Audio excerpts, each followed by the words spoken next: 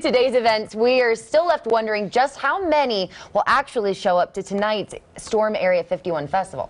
We have team coverage from Heiko and Rachel, Nevada. We're going to start in Rachel with News Now's John Langler, who's been there all day and joins us with an update.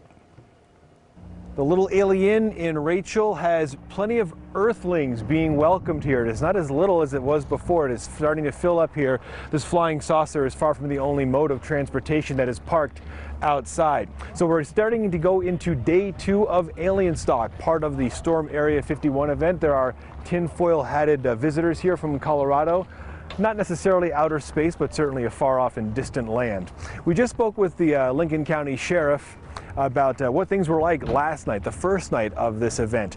He says there were a few arrests, nothing major. A couple people that were out at Area 51 especially got in a little bit of trouble, nothing major. In fact, there were people at 2 different gates for Area 51. Here's some video from the Nye County Sheriff's Office.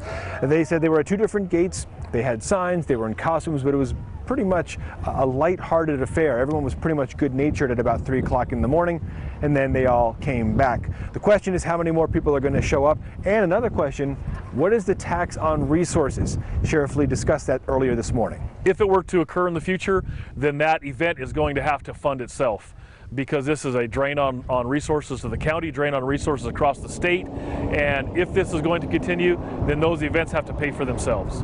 So night 2 of Aleinn Stock here in Rachel again begins 7 or 8 o'clock or so. They're resurrecting the stage over there after last night's music. There was a storm that blew through, so they're kind of making some alterations to that.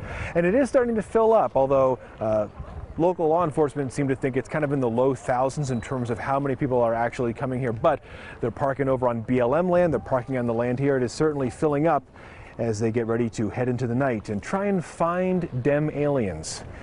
In Rachel, Nevada, John Langler, 8 News Now.